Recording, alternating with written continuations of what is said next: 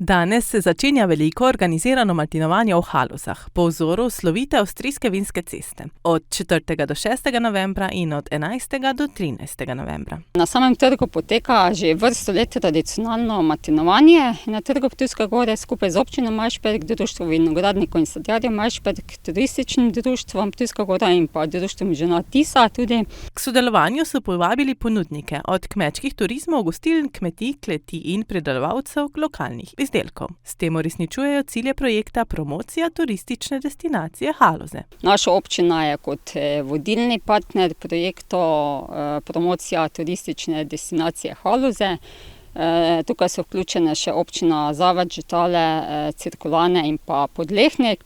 Kot turistično društvo Ptujska Gora pa vabi vse ponudnike haloških občin, da sodelujejo z svojo ponudbo na tem dogodku. Pravijo, da bo letošnje martinovanje najboljše doslej. V samem Martinovem tednu, to je od 4. do 13. novembra, se bo to vse skupaj odvijalo, petek, sobota, nedelja in potem naslednji teden, petek, sobota, nedelja.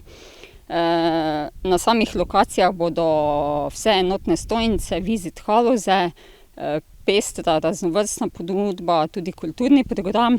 Na sam Martinov dan, petek, 11. novembra, pa bo tudi organiziran avtobusni prevoz po haloških občinah, tako da bodo lahko obiskovalci prišli na Ptujsko Goro, se zadržali nekaj časa tu, poskusili haloško kulinariko. Ob čudovitih razgledih in dobri družbi se boste lahko tako razvajali ob moštu, mlademu vinu, pečenemu kostanju, ocvirkovki, haloški gibanici, kisli juhi z bučnimi žličniki, pečenicam z zabeljenim zeljem in praženim krompirjem, gobovi juhi, haloškem sendviču s tunko in ostalimi kulinaričnimi dobrotami.